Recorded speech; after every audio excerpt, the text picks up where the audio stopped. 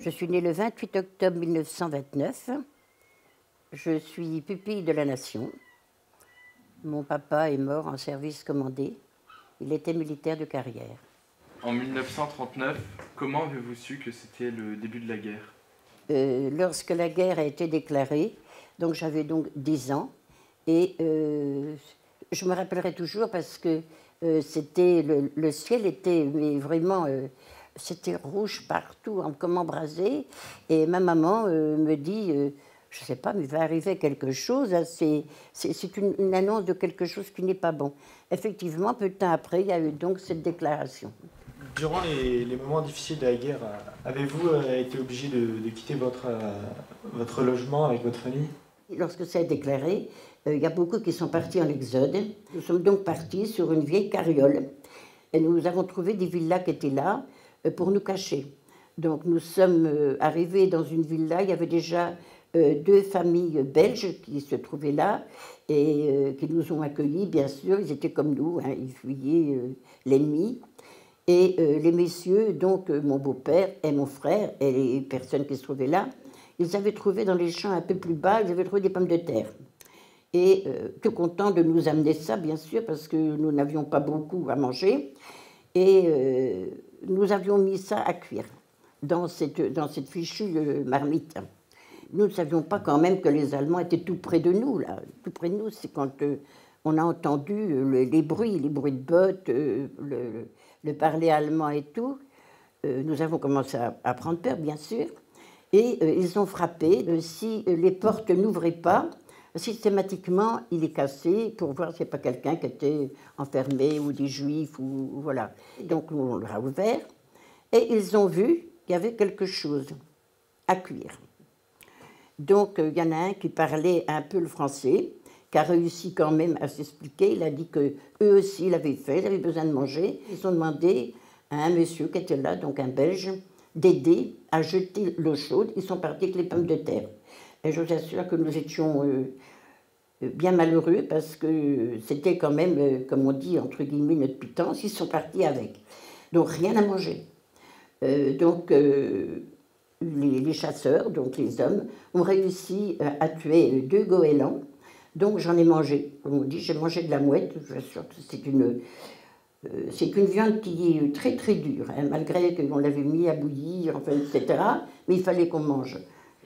Beaucoup de gens ont perdu leur famille. Avez-vous vécu ce genre de tragédie? Un beau jour, nous avons décidé de revenir chez nous. Et mon frère a réussi à passer donc un examen de dessinateur. Il était reçu, il a travaillé comme dessinateur aux Travaux maritimes. Et un jour, en allant relever des plans à l'Arsenal, l'alerte a été donnée, mais les bombes tombaient. Donc il n'a pas eu le temps de se cacher, d'aller quelque part pour se mettre à l'abri. Et il a été blessé à l'abdomen. Le malheureux tenait ses intestins dans ses mains. Et avant de mourir, il a simplement dit comme ça, il faudra dire à un moment de ne pas en vouloir aux Alliés. Parce qu'évidemment, les bombardements, c'était les Alliés, bien sûr. Et pour moi, c'est quelque chose parce que c'est très important dans ma vie de petite fille. Parce qu'au bout de quelque temps, ma maman m'a emmenée. Elle m'a emmenée à l'hôpital. Il n'y avait qu'un drap qui était maculé de sang, donc tout le bas du corps, et évidemment, c'était mon frère. Et ma maman m'a prise par la main et elle m'a emmenée près du corps de mon frère. Le visage n'avait pas été touché. Donc elle m'a dit, regarde, c'est ton frère, mais n'oublie jamais ça, dont je ne l'ai jamais oublié. Donc je vous assure que c'était très dur pour une petite fille, très dur pour ma maman, parce qu'elle était très forte à ce moment-là, mais malheureusement après ça n'a pas duré. Et le jour des obsèques, parce que mon frère a eu le drap bleu, blanc, rouge sur son cercueil, c'était la première fois que j'entendais la sonnerie aux morts. Je vous assure, ça m'a glacée. Et la vie a repris un peu le dessus, bien sûr. Et un beau jour, maman me dit, tu sais, il faudrait que tu ailles chercher du lait. Et la dame qui me connaissait bien m'appelle par mon prénom, que veux-tu Janine, tu veux ton lait? Donc, et tout d'un coup, on entend un bruit de, vous savez, un camion qui s'est arrêté. Et tout d'un coup, des bruits de bottes. On a entendu Chanel, et voilà. Et il s'était arrêté au prix d'un café. Et dans ce café-là, il y avait 3 hommes qui avaient l'habitude de se cacher, qui venaient l'après-midi, ils travaillaient, ils ne voulaient pas aller travailler en Allemagne. Donc, tout d'un coup, les Allemands ont sorti les 3 hommes, ils les ont fait monter dans un camion. Le 3e est monté difficilement, il a bravé le SS, parce que c'était un SS, il l'a bravé. Et il a dit « Vive la France, vive l'Angleterre, abat Hitler ». Et l'Allemand, qui n'était pas vieux, je vous assure, hein, je ne sais pas s'il avait 20 ans, il a pris son chargeur de mitraillette et il lui a mis sur lui comme ça. Et son corps a eu des soubresauts, bien sûr. L'Allemand, il a fini de vider son chargeur. Il a tapé dans les côtes, donné des coups de botte dans les flancs du monsieur. Le corps a roulé jusque dans le ruisseau. Vous savez, je me demande comment nous n'avons pas été tués, parce qu'il y avait un monsieur qui était là, il a mis ma main sur ma bouche parce que j'ai crié. Le jeune Allemand a sorti son pistolet et il lui a donné un coup dans la nuque. Il a encore regardé, il a donné des coups de pied et puis le camion est parti. Je n'arrivais même plus à marcher parce que j'avais tellement eu peur, mais vraiment, vraiment, vraiment eu peur.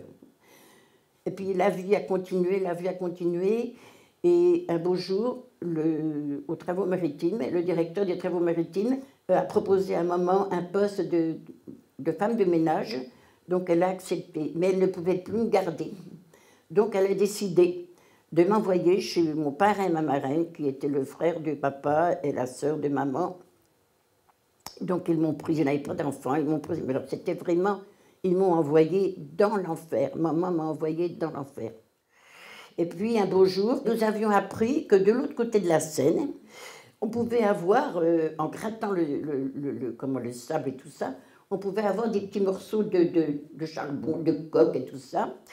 Et mon parrain, qui avait donc cette barque, nous emmenait, ma marraine et moi. Alors lui m'avait fait un petit trident et puis je grattais, et on était tout contents, on avait de quoi chauffer, on ramenait des petits sacs, c'était toujours ça, mais c'était dangereux parce que on aurait pu être, bien sûr, tué par les bombardements et autres. Et un beau jour, mon oncle me dit, tu prends la gaffe, tu vas la ramener près du quai et je te rejoins. Et j'essayais de ramener la barque, ça m'était déjà arrivé, mais là, il y avait une résistance, Oh, impossible, qu'est-ce que c'est que ça? Avec un effort, écoutez, il y avait un corps de femme. Oui, vous avez bien entendu, un corps de femme. Donc ça devait être une femme qui avait été tuée dans les bombardements, sans aucun doute. Mais le pire de tout, c'est qu'elle n'avait plus de tête. Alors là, c'était affreux. J'ai hurlé, vous ne pouvez pas savoir. Donc mon parrain est arrivé et il a vu, si bien qu'on n'a pas pu partir ce jour-là, qu'est-ce qu'il a fait? Il était prévenu à la gendarmerie, bien entendu, de ce que nous a de notre découverte. C'était vraiment l'enfer. Où j'habitais, à Croisset-Diepdal, il y avait des grottes naturelles. Il y avait des grottes naturelles et mon parrain avait installé dans cette petite grotte notre chambre. Je voyais bien mon parrain qui, de temps en temps, écoutait un poste de TCF et il se mettait une couverture. Et ma marraine lui disait, est-ce que tu vas bientôt te coucher? Et on avait vu, je m'étais rendu compte que de temps en temps, il prenait sa bicyclette et puis il partait. Ce que je ne savais pas, ce que j'ai appris après, c'est qu'il était chef de réseau. Donc, il était résistant. Et puis, un beau jour, il y avait eu des messages personnels et j'entends le pot de géranium est sur la fenêtre. Et tout d'un coup, il arrête, il prend la bicyclette, le voilà parti. Il préparait un atterrissage parce que, évidemment, il fallait parachuter les Alliés, il fallait les soldats. Puis un beau jour, il me dit, dis donc, tu sais, j'ai fait une remorque, je l'ai installée derrière le vélo, je t'emmène, on va là quand plus. Nous voilà partis, on arrive pas loin de la commandanture. Il y avait 2 soldats allemands qui étaient là, qui faisaient la garde. Et mon parrain me dit, bah tiens, tu vas garder le vélo. Et il me dit, je vais aller chercher des betteraves pour manger. Je gardais, moi. Je me dis maintenant, en riant, mais j'ai fait quand même un peu de résistance. Pour la bonne raison que j'étais là. Et pendant ce temps-là, il allait vraiment chercher des betteraves, mais il mettait aussi des tracts, et puis il mettait des mots, évidemment, parce que pas loin de là, ben, il y avait des résistants. Quand j'y pense quand même, il avait quand même pas peur, pas loin des Allemands, la commandanture qui était là, qui était très très importante. Donc l'Allemand est sorti, et il demande ce qu'il y avait. D'abord, il perce pour voir ce que c'était, puis il n'était pas satisfait de ce qu'il avait vu. Vous savez ce qu'il fait? Il prend le sac, il fait tomber dans la remorque, il voit que c'était les betteraves. Il se met à rire, il appelle le monsieur qui était avec lui, le soldat qui faisait la garde avec lui. Donc, il riait, il se moquait de nous, hein, en somme, il se moquait de nous. Et on était à un moment sans y retourner, parce que je vous assure que là, il s'était passé quelque chose. Et vraiment, il s'était passé quelque chose. Mais un autre jour, voilà, ça sonne à notre grille, à la grille, porte d'entrée. 2 Allemands, un qui parlait français, l'autre qui avait l'air d'être un officier, et il s'adresse à mon parrain, M. Benoît, il lui dit « Oui, j'aimerais vous parler ». Alors mon parrain, poli, il le fait rentrer et tout, il dit « Non, j'aimerais aller côté la grotte ». Donc le voilà parti, parce qu'au fond, après l'enclos, mon parrain, là où il élevait les lapins, il avait fait une tranchée. Dessous, il y avait quelque chose, parce qu'il y avait des armes. Et j'entends qu'il dit « Monsieur Benoît, mais qu'y a-t-il là-dessous » Il a bougé les planches, et une chance, il n'a pas été voir, ils n'ont pas été voir dessous, il a dit « Bon ». Il a dit qu'il allait revenir, qu'il reviendrait, qu'il s'excusait du dérangement. Et je vois encore mon parrain qui me prend par la main. Il pousse un soupir, il se met à pleurer.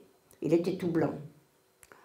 Alors je lui fais « T'as eu peur, parrain ?» ?»« Oui. »« Parce que t'as fait quelque chose qui n'allait pas ?» Alors il me répond tout simplement « Ça leur a pas plu que je mette du bois devant les cabanes à lapins, évidemment. » Donc il est donc le chef de réseau. Il s'appelait Alexandre Benoît. Quand j'y pense, je me dis « Bon sang, qu'est-ce qu'il a... » C'était quand même risqué ce qu'ils faisaient, mais tous les résistants, c'est ce qu'ils ont fait. Hein, c'était au péril de leur vie, tout ce qu'ils ont fait. Et là, il faut quand même leur rendre hommage. Parce que, vous savez, c'est beau. Mais combien il y en a qui ont péri, malheureusement. C'est pour ça que nous qui avons vécu, il faut absolument parler. Parce qu'il le faut, parce qu'il faut transmettre aux jeunes générations ce qui nous est arrivé. Il faut le savoir. Moi, je dis qu'il ne faut pas faire de distinction de couleur de peau, de religion. Il faut être tolérant, tout en étant vigilant. Parce que la seule chose que je peux vous dire, la paix ne tient qu'à un fil. Nous ne voulons pas que la guerre recommence. Même si nous sommes une petite goutte d'eau dans une mare, alors tâchons qu'elle s'agrandisse. Voilà, moi, c'est mon but, c'est ma mission. Ce sera à vous, les jeunes, de transmettre ce que je vous ai dit aujourd'hui, ce que vous avez appris. Moi, je compte sur vous. Voilà.